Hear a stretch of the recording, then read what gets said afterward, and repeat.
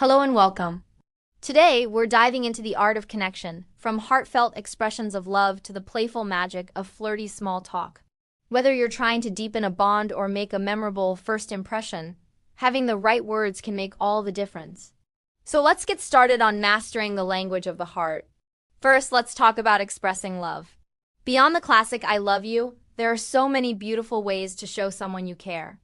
For instance, you could say, "I'm so lucky to have you in my life." This phrase goes beyond simple affection and expresses gratitude, making the other person feel truly valued. Or try something a bit more poetic like, "You make my world a better place." This tells them they have a profound positive impact on your life.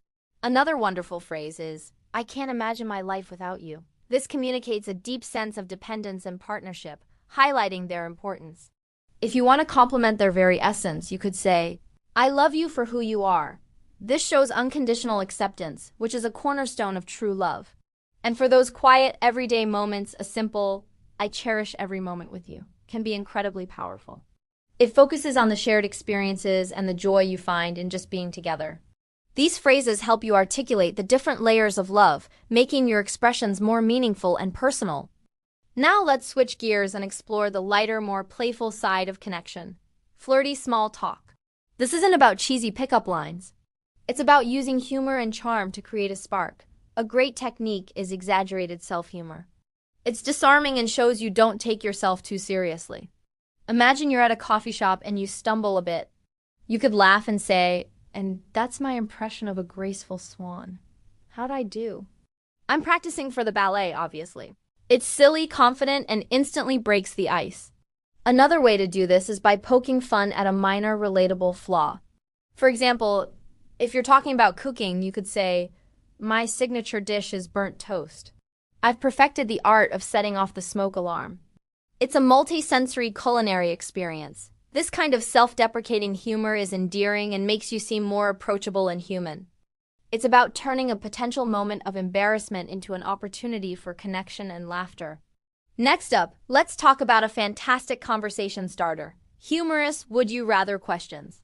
These are perfect for getting to know someone in a fun, low-pressure way. Forget boring questions like, "What do you do for work?" Instead, try something like, "Would you rather have the ability to talk to animals or speak every human language fluently?" This question is imaginative and reveals a lot about a person's personality and values. Do they crave connection with nature or with people? Here's another one. Would you rather have a personal chef or a personal chauffeur for the rest of your life? This can lead to a fun discussion about food, travel, and lifestyle preferences. Or how about, would you rather have to sing everything you say or dance everywhere you go? This is just pure fun and is guaranteed to get a laugh. The key is to keep the questions light, creative, and open-ended. They're not just questions. They're invitations to play and share a bit of your imagination. It is a brilliant way to skip the dull small talk and jump straight into a memorable conversation. Another powerful tool in your flirting toolkit is observational humor. This is all about noticing and commenting on the funny or quirky things happening around you. It shows you're present, witty, and engaged with your environment. For example, if you're at a party with loud music, you could lean in and say, "I think this DJ is sponsored by my local coffee shop because I am wide awake." It's a shared experience made funny. Or let's say you're in a long line. You could turn to the person next to you and whisper, "I'm pretty sure I've aged 2 years just standing in this line.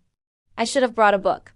And maybe a snack. This creates an instant, "we're in this together" feeling. The trick is to find common ground in the immediate situation and add a humorous twist. It's not about complaining. It's about finding the humor in everyday annoyances. This makes the other person see you as a positive, fun person to be around, even when things are a little bit boring or frustrating. Let's move on to one of the best ways to build a genuine connection: sharing funny personal anecdotes. Telling a short, amusing story about yourself makes you more relatable and shows vulnerability in a charming way. It's like giving someone a little window into your life. For instance, you could share a story about a funny travel mishap. Something like, "One time I tried to order a coffee in Paris, and with my terrible French, I somehow ended up with a plate of cheese. It was the most confusing but delicious breakfast I've ever had." This kind of story does a few things. It makes them laugh, it tells them something about you that you travel and can laugh at. yourself, and it opens the door for them to share a similar story. Or you could tell a story about a funny misunderstanding. I once waved enthusiastically at someone across the street for a full minute, thinking it was my friend, only to realize it was a mannequin in a shop window. The mannequin did not wave back. These stories don't need to be epic tales. The best ones are often short, sweet, and highlight a relatable human moment. Finally, let's talk about the art of flirty teasing. This can be a great way to build rapport, but it's crucial to get the tone right. The key is to keep it playful, light, and always, always kind. The goal is to create a fun back and forth, not to make the other person feel bad. For example, if they say they're a huge fan of a particular band, you could playfully say, "Oh, really? I didn't take you for a 90s boy band enthusiast. Are you going to show me your synchronized dance moves later?" Notice the smile in the tone. It's a gentle poke, not a real criticism. Another example, if they spill a tiny drop of their drink, you could say with a grin, "Whoa there, wild one. Trying to start a party already?" The teasing should be about a trivial, unimportant thing. You're teasing the action, not the person. And it's essential to watch their reaction. If they laugh and tease you back, you're on the right track. If they seem uncomfortable, pull back immediately and switch to a different kind of humor. When done right, playful teasing creates an inside joke and a special, spark-filled dynamic between two people. So there you have it. From expressing deep, heartfelt love with phrases that go beyond the ordinary, to using humor, wit, and playfulness to spark a new connection. Remember, communication is all about authenticity. Whether you're declaring your love or sharing a laugh with someone new, the most important thing is to be yourself. Use these phrases and techniques as a starting point, but always let your own unique personality shine through. It's the real you that people will connect with and adore. Thanks so much for watching today. I hope you found these tips helpful for both your heart and your sense of humor. Give them a try and let me know how it goes in the comments below.